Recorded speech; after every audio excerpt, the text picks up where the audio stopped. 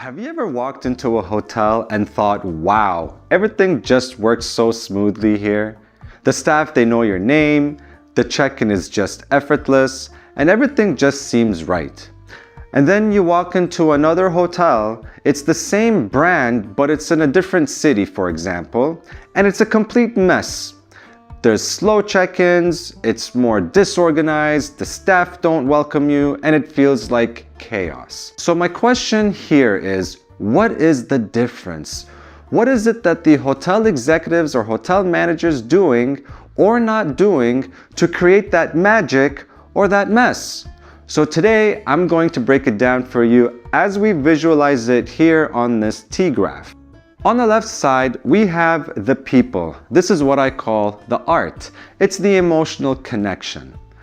On the right side, we have the technical side. This is more the conceptual, it's the science. I call that the engine room. A successful hotel executive has to master both, so let's break it down step by step.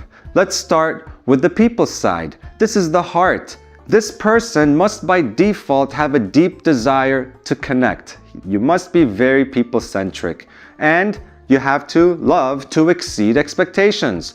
You're not just doing your job, you're doing something that others didn't see coming. You're always trying to create that wow moment. To get a better understanding on exceeding expectations, I highly recommend to watch the video that I have up here. I have specifically talked about real examples that I personally have gone through in how you can exceed a guest's expectations. Second, first impressions. You can never get a second chance to repeat a first impression, and that's why the first 60 seconds is crucial. Most hotel chains already practice this, but if you look at Four Seasons, they train their staff to call you by your name immediately and acknowledge any special occasions at the door, even before checking in. The first 60 seconds is extremely important for hotel executives. Third, training and development. This is very important. You can't expect great service if you don't teach it. Hotel executives need to invest in their teams and develop their skills from day one.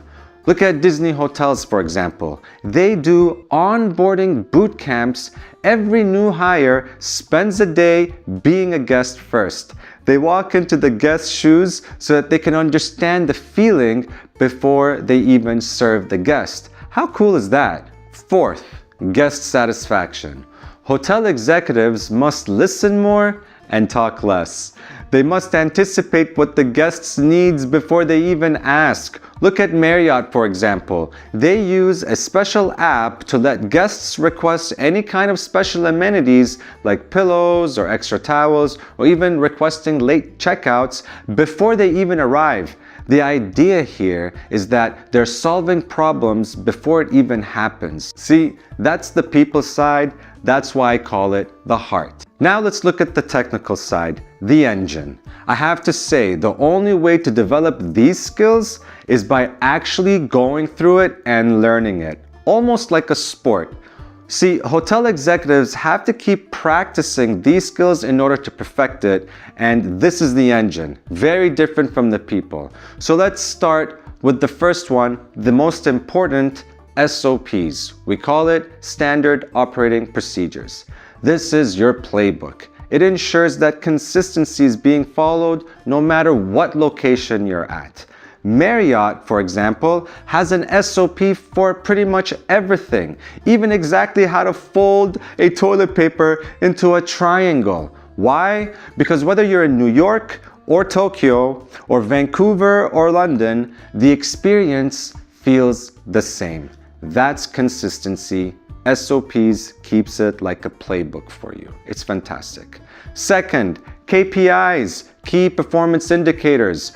One thing about hotel executives is you can't improve what you don't measure. Hotel executives and managers must track the numbers daily. Look at IHG, for example. Intercontinental, they track their guest love score every single day. Every manager checks it every morning to see whether they won or lost the previous day. Third, professional development. This is crucial. You can't just do yearly performance reviews and call it done. You need to constantly mentor, coach, and challenge your team. You see, professional development is all about building the next generation of leaders. Hotel executives must have the ability to catch small problems early and to be able to actively support the growth and success of the team. Marriott is famous for this. Did you know that Marriott is globally recognized for its professional development because the company fills more than half of its management positions through internal promotions? This is how much they value their team. However, certain exceptions can be made when at times you do need to externally bring in experts with specific skills, like for example, someone with pre-opening experience. Lastly, corrective action. It is very common for hotel executives to deal with employees regarding disciplinary or corrective action when needed. This can be sometimes very difficult, and that is why most major hotel chains, they follow a clear, progressive process. You see, corrective action is like a ladder.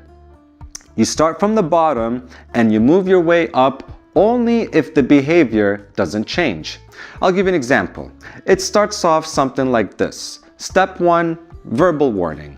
This can be like an informal, usually the hotel manager or executive would have an informal conversation with the employee and say, hey, let's fix this together, don't come late, or no need for paperwork, it's just a chat.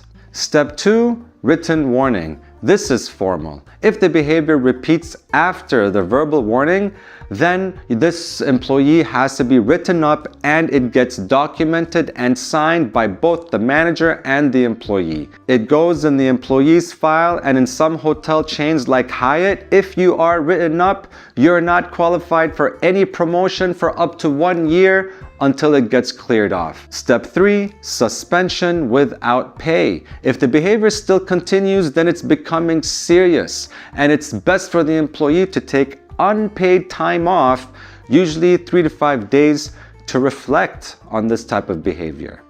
And then step 4 would be termination. If still the behavior and action continues, then it is a no-brainer. You have to terminate this employee. But here's the takeaway. You only get to termination if the previous steps have failed.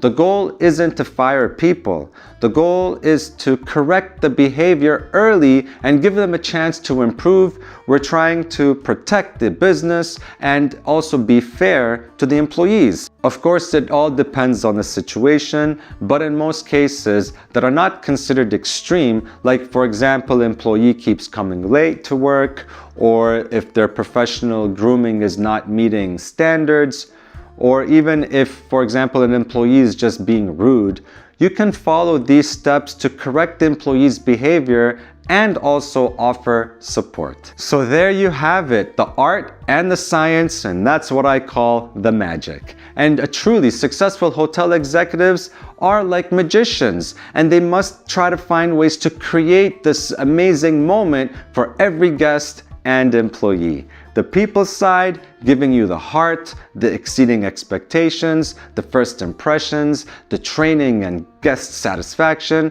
And then you have the technical side, focusing on standards, SOPs, KPIs, professional development, and the fair corrective action process. Master both sides and you will create loyalty not only from your guests but also your employees, and that's how you truly become a successful hotel executive. Thanks for watching. If this was helpful, hit the like button and subscribe. I will see you in the next one. Take care.